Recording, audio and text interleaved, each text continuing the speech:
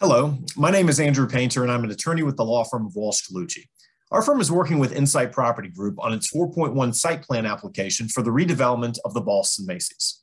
Our first SPRC meeting is scheduled to take place virtually on Thursday, March 24th. And in anticipation of that meeting, we wanted to briefly walk through some responses to some of the comments we received from the community during the initial online engagement session. First, we heard some concern about the design of the street level frontage along Glebe Road. Our initial design, shown here on the right, sought to respond to a series of site constraints, including above grade and below grade property lines, existing infrastructure, below grade fiber lines in the sidewalks, and new infrastructure, including large underground electric vaults, vehicular and pedestrian access through the site, and more. Through ongoing dialogue with the county, and as shown here, we are proposing to revise the design to introduce retail space at the corner of Glebe Road and the alley to help activate that streetscape. This new retail space would complement and support the residential lobby that's situated on the eastern end of the building, shown towards the right-hand side of the screen. Importantly, it would result in two clearly identifiable retail spaces, one oriented along Wilson Boulevard with the grocery store, and one oriented towards Glebe Road. The pedestrian connection between these two retail entrances in the alley would be much more walkable and enjoyable than what exists today. We will continue to work with staff on refining our approach to this frontage. A second issue we heard concerned the location of the grocery store entrance along Wilson Boulevard. Just to be clear, there will be three pedestrian entrances to the grocery store. The first is at the northern corner of the alley, which creates a connection with and an orientation towards the intersection of Glebe and Wilson. A second is located at the building's northeast corner adjacent to the current True Food Kitchen entrance, which will create an exterior connection that is oriented towards Ballston Quarter and the Metro Rail. A third entrance will be interior to the Ballston Quarter Mall above the food court, and we will be working with the mall owner on the design of that connection as it relates to the interior of their shopping mall. Each entrance has been carefully located along a consistent plane in order to facilitate the grocery store's shelf placement, security, and checkout counters. A third issue concerned the desire to have an interior connection between the new building and Ballston Quarter. Two connections to the interior of Ballston Quarter are currently planned. One just above the food court, which I just discussed, where there will be a direct connection between the grocery store and the mall, and one at the third level of the mall, shown here, where Insight is proposing an enclosed outdoor terrace, which will have a direct visual and physical connection to Ballston Quarter. The terrace will include both active and passive uses and will be programmed in partnership with the mall owner, and it may include public and private events. A fourth item concerned how trucks will maneuver within the upgraded drive aisle. Stepping back, it's important to note that we are proposing to reuse much of the existing built infrastructure to support the project, including using the existing loading docks and service quarters in the county garage and beneath the mall for residential loading, using the existing point office building parking to access the proposed residential parking garage, sharing overflow residential parking with the existing point office building during off-peak hours, and using the county parking garage for parking that does not need to be immediately proximate to the grocery or residential uses, such as employee parking and overflow parking for the retail and residential uses. Still though, there are new infrastructure elements that are critical to the success of the project. In terms of loading, for example, it's critical that the grocery store's loading area be immediately proximate to the store and easy for trucks to access and unload.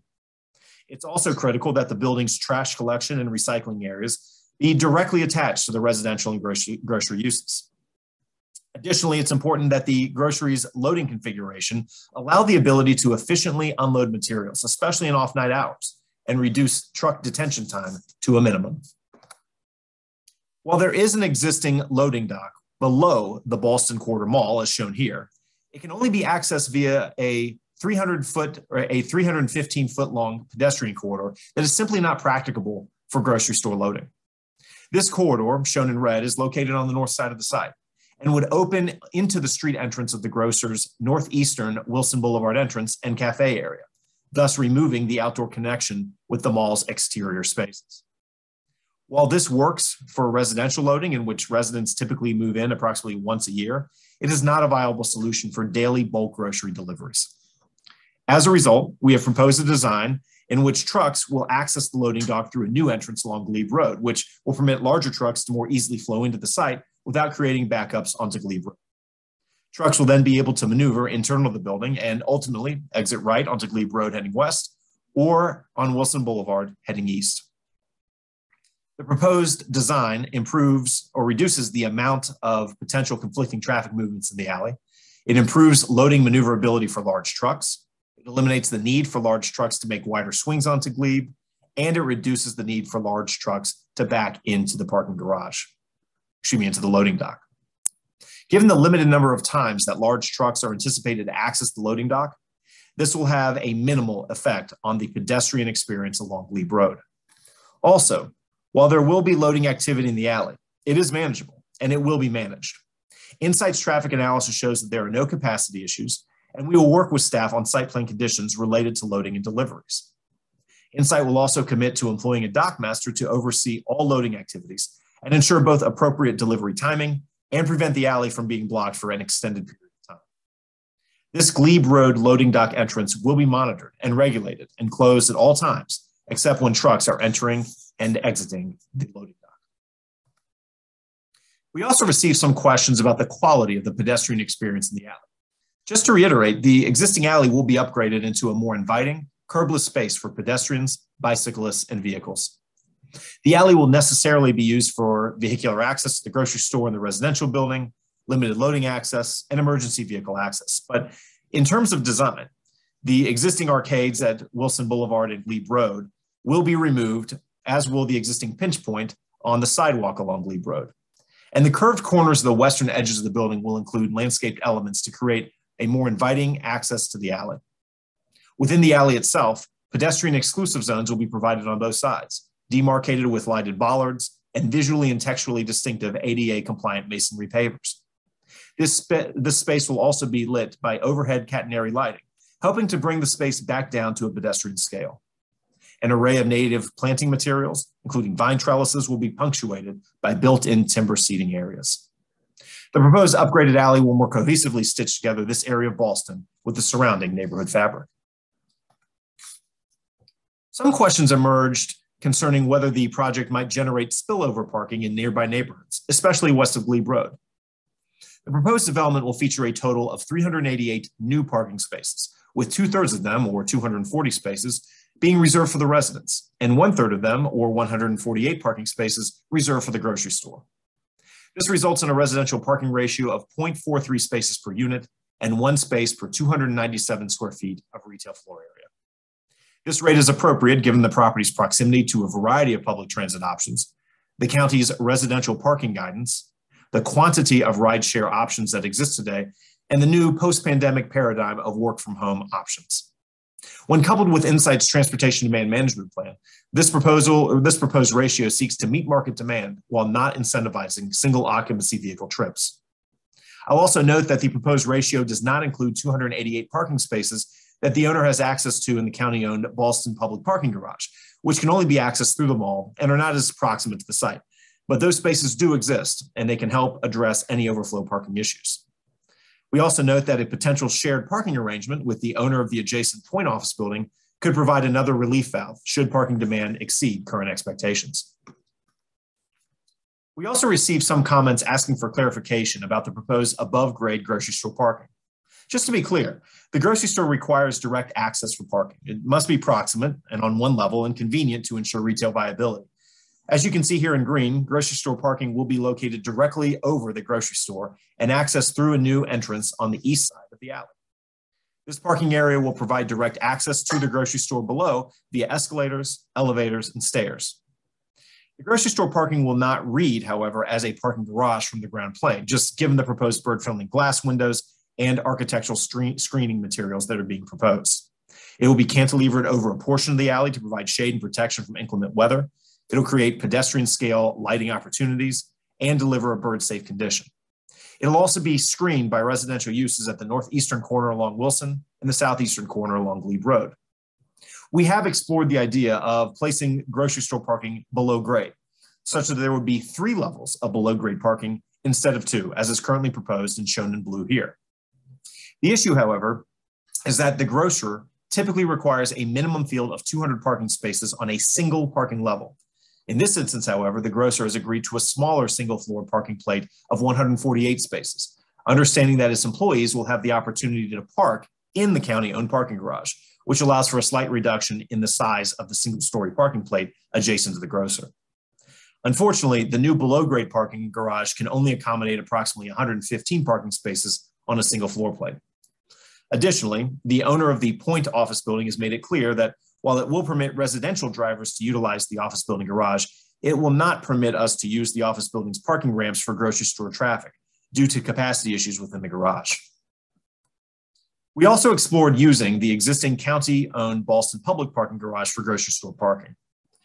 While simply using the public parking garage makes intuitive sense, the distance of the garage from the store and the unique nature of grocery store items prevent this from being a viable option. First, the walking distance between the store and the parking garage entry through the mall is approximately 290 feet. Once there, a customer would likely need to take an elevator to his or her vehicle. And once off the elevator, the customer would need to walk to his or her car, thus lengthening the distance between the store and the garage for potentially up to an additional 450 feet. Second, the unique nature of grocery store items must be considered. Unlike other retail items typically purchased at enclosed malls, grocery store items are not all dry goods. They are often heavier, they often contain liquids and canned goods, and some need to be refrigerated. These are markedly different than, say, a department store bag. Third, customers often need to use carts to transport their grocery items. These carts must be managed and collected in cart corrals and ultimately transported back to the store. Such maneuvers are most effective with parking adjacent to the store and are inappropriate through a recently renovated enclosed mall. The issue of distance aside, there will not exist a single field of dedicated grocery store parking spaces in the mall garage, which would make collecting and managing these carts very difficult and could result in carts being left throughout the mall and public parking garage spaces. Lastly, in a post-pandemic environment, the manner by which customers purchase their groceries has changed. Providing parking areas adjacent to stores has become even more essential as part of the grocery store business, as many customers now order groceries online and require either drive-up loading or short-term parking proximate to the grocery store. Given these challenges and market realities, placing the garage underground and using the existing public garage would have a detrimental effect on store viability. We have, however, made the above-grade portion of the garage convertible in terms of flat floor plates and heights so that they can be retrofitted to allow for future alternative uses in the event parking demand is significantly lower than expected. And we will work with staff to continue to refine this design. We also received questions regarding the bird-friendly design elements of the proposed buildings. As a general premise, the design for the surfaces and the glass, those portions of the building that are between 8 and 36 feet above grade, will conform to the county's green building incentive policy. The portion of the exterior of the building that sits between these dimensions, where the risk of bird collisions is the highest, coincides roughly with the top half of the grocery store and the parking above. The screening techniques that we are proposing for the above-grade parking garage, which will include specially fritted glass and metal screening, which will reduce glare and reflectivity. The glass used for the storefront windows below the parking deck at the grocery, retail, and residential facade level will be treated with special glass to reduce the risk of bird collisions. And directly above the areas with storefront glass, we will use canopies and overhangs, which will mitigate daytime glare, help obscure the glass, provide shade from nighttime lighting, and create more depth perceptions for birds. Further up the building, above 36 feet above grade, the building will feature balconies and terrace spaces. Glass railings will not be used, and we will continuously review the use of glass in areas where we have significant plantings that may be used as nesting areas for birds. Finally, some questions were received regarding the scale of the proposed building in the context of its surroundings. We know that from a zoning perspective, the site is zoned to the CO 2.5 mixed-use zoning district. The proposed building would be 16 stories in height and 178 feet tall, not including a 20-foot tall mechanical penthouse. These dimensions are all in accordance with the CO 2.5 zoning district regulations. The height of the proposed building, which is located in the heart of Ballston, complies with the Ballston Sector Plan's goal of encouraging high-density, mixed-use development near the Ballston Metro Rail Station, and it complies with the Sector Plan's recommended build-to lines and streetscape recommendations. I would note that Insight's proposed transfer of development rights would not permit any additional height or density than is otherwise permitted in the CO 2.5 zoning district, Rather, it goes how Insight is earning its bonus density. In the image on the left, it shows in orange buildings with a height between 11 and 16 stories. What is shown in blue denotes buildings with a height between 17 and 23 stories. On the left, there is a chart of nearby office buildings with their respective heights. As you can see, the proposed height is appropriate given other buildings in the Ballston corridor development on the same block. It will provide a transition from the mixed-use residential apartment buildings on Wilson Boulevard that range between 17 and 22 stories to the 12-story Waycroft building that anchors the corner of Wilson Boulevard and Glebe Road. The proposed building will also provide an appropriate transition from the 167-foot tall Point office building, which includes a penthouse, to the 239-foot Ballston Tower office building that bookends the eastern side of the proposed building along Glebe Road. In closing, we sincerely appreciate your time and consideration of the project, and we look forward to hearing your feedback online and engaging with you in the upcoming virtual SPRC meetings. Thank you very much for your time and watching.